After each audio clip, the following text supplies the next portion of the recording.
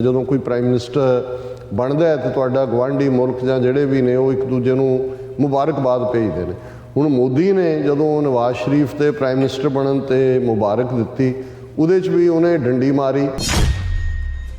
ਉਹਦੇ 'ਚ ਉਹਨੂੰ ਇਹ ਕਹਿ ਰਿਹਾ congratulations to his excellency Mian Muhammad Shehbaz Sharif on his election as prime minister of Pakistan. India desires peace and stability in a region free of terror. ਡੰਡੀ ਮਾਰ ਕਾਮੈਂਟ ਤੋਂ ਬਾਅਦ ਵੀ ਸ਼ਹਿਬਾਜ਼ ਸ਼ਰੀਫ ਕਾਮੈਂਟ ਕਰ ਰਹੇ ਨੇ, ਉਹਨਾਂ ਨੇ ਵਾਪਸ ਟਵੀਟ ਕੀਤਾ thank you premier Narendra Modi for felicitations, ਕਿ ਬਹੁਤ ਸ਼ੁਕਰੀਆ ਤੁਸੀਂ ਵਧਾਈ ਦਿੱਤੀ। Peaceful settlement of outstanding disputes including Jammu and Kashmir is indispensable. और ये Pakistan sacrifices in fighting terrorism are well known. ये टू मच बेंडिंग है। कोई उन्हें तो ਤੁਹਾਨੂੰ ਫੈਲੀਸੀਟੇਸ਼ਨ, ਹਾਲਾਂ ਇੱਕੋ ਹੀ ਲਾਈਨ ਵੀ ਉਹ ਕਹਿ ਸਕਦਾ ਸੀ ਕਿ congratulations Shehbaz Sharif on becoming prime minister, we look towards good relation, ਪਰ ਉਹਦੇ 'ਚ ਵੀ ਤੁਸੀਂ ਟੈਰਰ ਵਾੜਿਆ।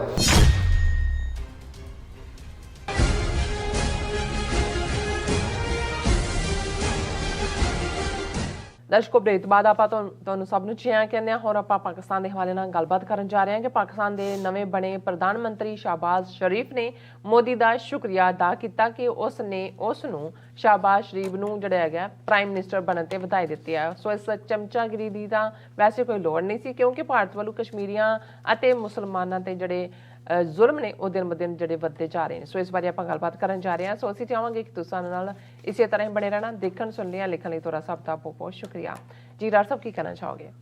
ਦੇਖੋ, ਬੇਸ਼ੱਕ ਸਾਡੀ ਸਟੇਟਡ ਪੋਜੀਸ਼ਨ ਇਹ ਹੈ ਔਰ ਅਸੀਂ ਇਸ 'ਤੇ ਕਾਇਮ ਰਹਿਣ ਦੀ ਕੋਸ਼ਿਸ਼ ਕਰਦੇ ਹਾਂ ਕਿ ਪਾਕਿਸਤਾਨ ਦੇ ਅੰਦਰੂਨੀ ਮਾਮਲਿਆਂ 'ਚ ਅਸੀਂ ਕਦੇ ਜਿਹੜੀ ਹੈ ਉਹ ਬਹੁਤੀ ਕਾਮੈਂਟ ਕਰਨ ਤੋਂ ਗੁਰੇਜ਼ ਕਰਦੇ ਹਾਂ। ਪਰ ਕੁਝ ਚੀਜ਼ਾਂ ਜਿਹੜੀਆਂ ਤੁਹਾਨੂੰ ਇੱਕਦਮ ਇਰੀਟੇਟ ਕਰਦੀਆਂ ਨੇ ਉਹਨਾਂ ਦਾ ਜ਼ਿਕਰ ਮੈਂ ਕਰ ਦਿੰਦਾ ਹੁੰਦਾ। ਜਿਵੇਂ even prime minister Imran Khan Sahib ਜਿਹੜੇ ਹੁਣ ਐਕਸ ਹੋ ਗਏ ਨੇ, ਉਹਨਾਂ ਨੇ ਜਿਹੜੀ ਫਾਈਨਲ ਆਪਣੀ ਇੱਕ ਸਪੀਚ ਦਿੱਤੀ ਜਿਹਦੇ 'ਚ ਉਹਨਾਂ ਨੇ ਕੌਮ ਦੀ ਖੁਦਦਾਰੀ ਦੀ ਗੱਲ ਕੀਤੀ ਕਿ ਪਾਕਿਸਤਾਨ ਦੀ ਸਾਡੀ ਖੁਦਦਾਰੀ ਦੀ ਲਾਈਨ ਹੋਣੀ ਚਾਹੀਦੀ ਹੈ, ਪਰ ਅਮਰੀਕਾ ਦਾ ਪ੍ਰੈਸ਼ਰ ਔਰ ਕਿਵੇਂ ਇਹ ਕਬੂਲਦੇ ਨੇ। ਤਾਂ ਉਹਦੇ 'ਚ ਉਹਨਾਂ ਨੇ ਇੰਡੀਆ ਦੇ ਨਾਲ ਕੰਪੇਅਰ ਕੀਤਾ ਕਿ ਦੇਖੋ ਕਿੰਨੀ ਖੁਦਦਾਰ ਕੌਮ ਹੈ, ਕਿੰਨਾ। ਮੈਨੂੰ ਇਹ ਲੱਗਾ ਸੀ, ਜ਼ਿਕਰ ਵੀ ਕੀਤਾ ਸੀ ਕਿ ਇਹ ਕੋਈ ਬਣਦਾ ਨਹੀਂ ਸੀ, ਕਿਉਂਕਿ ਉਹਨਾਂ ਦੀ ਖੁਦਦਾਰੀ ਜਾਂ ਉਹਨਾਂ ਦੇ ਨਾਲ ਤੁਸੀਂ ਉਹਨਾਂ ਨੂੰ ਉਹ ਤੁਹਾਡਾ ਜੇ ਇੱਕ ਕੰਪੈਰੀਜ਼ਨ ਦਾ ਪੈਮਾਨਾ ਬਣ ਜਾਂਦਾ ਹੈ ਤੇ ਫਿਰ ਇਹ ਤੁਸੀਂ ਠੀਕ ਨਹੀਂ ਇਸ ਮੈਟਾਫਰ ਨੂੰ ਇਸ ਨੂੰ ਇਸਤੇਮਾਲ ਕਰ ਰਹੇ। ਇਸੇ ਤਰ੍ਹਾਂ ਹੁਣ ਸ਼ਹਿਬਾਜ਼ ਸ਼ਰੀਫ ਜਿਹੜੇ ਪ੍ਰਾਈਮ ਮਿਨਿਸਟਰ ਬਣੇ ਨੇ, ਜ਼ਾਹਰ ਹੈ ਉਹ ਸਟੇਟ ਨੂੰ ਹੈੱਡ ਕਰਦੇ ਨੇ ਔਰ ਅੰਦਰੂਨੀ ਕੀ ਚੱਲੇਗਾ, ਵੈਦਰ ਇਲੈਕਸ਼ਨਸ ਜਲਦੀ ਹੋਣਗੀਆਂ ਬਾਅਦ 'ਚ ਹੋਣਗੀਆਂ। ਇਮਰਾਨ ਖਾਨ ਹੋਰਾਂ ਦਾ ਇੱਕ ਬੜਾ ਵੱਡਾ ਜਲਸਾ ਅੱਜ ਪਿਸ਼ਾਵਰ 'ਚ ਹੋਣ ਜਾ ਰਿਹਾ ਹੈ, ਫਿਰ ਇਸਲਾਮਾਬਾਦ ਲਾਹੌਰ 'ਚ ਹੋਣਾ ਹੈ, ਕਿਵੇਂ ਹੈ। ਲੇਕਿਨ ਇਸ ਸਾਰੇ ਦੇ ਚੱਲਦੇ ਆ ਕਿਉਂਕਿ ਸਾਡਾ ਇੰਟਰਸਟ ਖਾਸ ਤੌਰ 'ਤੇ ਪਾਕਿਸਤਾਨ ਦੀ ਨੀਤੀ ਵੀਜ਼ਾ ਵੀ ਇੰਡੀਆ ਕੀ ਹੋਏਗੀ। ਸ਼ਹਿਬਾਜ਼ ਸ਼ਰੀਫ ਹਕੂਮਤ ਦੇ ਆਉਣ ਨਾਲ ਹੁਣ ਉਹਨਾਂ ਦਾ ਫੋਰਨ ਮਿਨਿਸਟਰ ਉਹ ਕਿਹਨੂੰ ਬਣਾਉਂਦੇ ਨੇ ਔਰ ਇੰਡੀਆ ਪ੍ਰਤੀ ਕੀ ਹੈ। ਔਰ ਜ਼ਾਹਰਾ ਤੌਰ 'ਤੇ ਇੱਕ ਗੱਲ ਜਿਹੜੀ ਅਕਸਰ ਦੁਹਰਾਈ ਜਾਂਦੀ ਹੈ ਕੁਛ ਹਿੱਸਿਆਂ ਦੇ ਵਿੱਚ ਕਿ ਭਾਈ ਸ਼ਰੀਫ ਪਰਿਵਾਰ ਇਹਨਾਂ ਦੀ ਭਾਰਤ ਪ੍ਰਤੀ ਨਰਮ ਨੀਤੀ ਹੁੰਦੀ ਹੈ। ਹਾਲਾਂਕਿ ਇਸ ਫੈਮਿਲੀ ਦਾ ਆਪਣਾ ਸੰਬੰਧ ਕਸ਼ਮੀਰ ਦੇ ਨਾਲ ਹੈ, ਮੀਆਂ ਬਰਾਦਰੀ ਔਰ ਕਸ਼ਮੀਰੀ ਨੇ ਐਵਰੀ ਇੰਚ। ਲੇਕਿਨ ਇਹਦੇ 'ਚ ਕੋਈ ਦੋ ਰਾਵਾਂ ਨਹੀਂ ਨੇ ਕਿ ਬਹੁਤ ਵਾਰੀ ਫਿਰ ਐਕਸ਼ਨਸ ਹੀ ਦੱਸਣਗੇ ਕਿ ਕਿਹਦੀ ਕੀ ਨੀਤੀ ਹੋਏਗੀ। ਪਰ ਪਹਿਲਾ ਪਾਰਟ ਇੱਕ ਕਸਟਮਰੀ ਹੁੰਦਾ ਜਦੋਂ ਕੋਈ ਪ੍ਰਾਈਮ ਮਿਨਿਸਟਰ ਬਣਦਾ ਹੈ ਤੇ ਤੁਹਾਡਾ ਗਵਾਂਢੀ ਮੁਲਕ ਜਾਂ ਜਿਹੜੇ ਵੀ ਨੇ ਉਹ ਇੱਕ ਦੂਜੇ ਨੂੰ ਮੁਬਾਰਕਬਾਦ ਭੇਜਦੇ ਨੇ। ਹੁਣ ਮੋਦੀ ਨੇ ਜਦੋਂ ਨਵਾਜ਼ ਸ਼ਰੀਫ ਦੇ ਪ੍ਰਾਈਮ ਮਿਨਿਸਟਰ ਬਣਨ ਤੇ ਮੁਬਾਰਕ ਦਿੱਤੀ, ਉਹਦੇ 'ਚ ਵੀ ਉਹਨੇ ਡੰਡੀ ਮਾਰੀ, ਜੋ ਹਿੰਦੂਤਵਾ ਵਾਲਿਆਂ ਦਾ ਇੱਕ ਤਰੀਕਾ ਹੈ। ਉਹਦੇ 'ਚ ਉਹਨੂੰ ਇਹ ਕਹਿ ਰਿਹਾ congratulations to his excellency Mian Muhammad Shehbaz Sharif on his election as prime minister of Pakistan.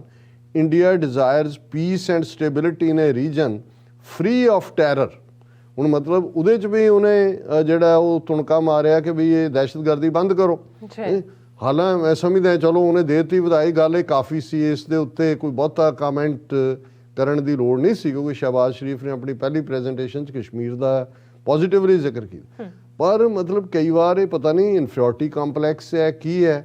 ਇਹ ਈਵਨ ਇਹ ਡੰਡੀ ਮਾਰ ਕਾਮੈਂਟ ਤੋਂ ਬਾਅਦ ਵੀ ਸ਼ਹਿਬਾਜ਼ ਸ਼ਰੀਫ ਕਾਮੈਂਟ ਕਰ ਰਹੇ ਨੇ, ਉਹਨਾਂ ਨੇ ਵਾਪਸ ਟਵੀਟ ਕੀਤਾ thank you premier Narendra Modi for felicitations ਕਿ ਬਹੁਤ ਸ਼ੁਕਰੀਆ ਤੁਸੀਂ ਵਧਾਈ ਦਿੱਤੀ। Pakistan desires peaceful and cooperative ties with India, ਅਸੀਂ ਤਾਂ ਬਹੁਤ ਸ਼ਾਂਤਮਈ ਔਰ ਸਹਿਯੋਗ ਚਾਹੁੰਦੇ ਹਾਂ। Peaceful settlement of outstanding disputes including Jammu and Kashmir is indispensable, ਔਰ ਇਹ Pakistan sacrifices in fighting terrorism are well known, let's secure peace and.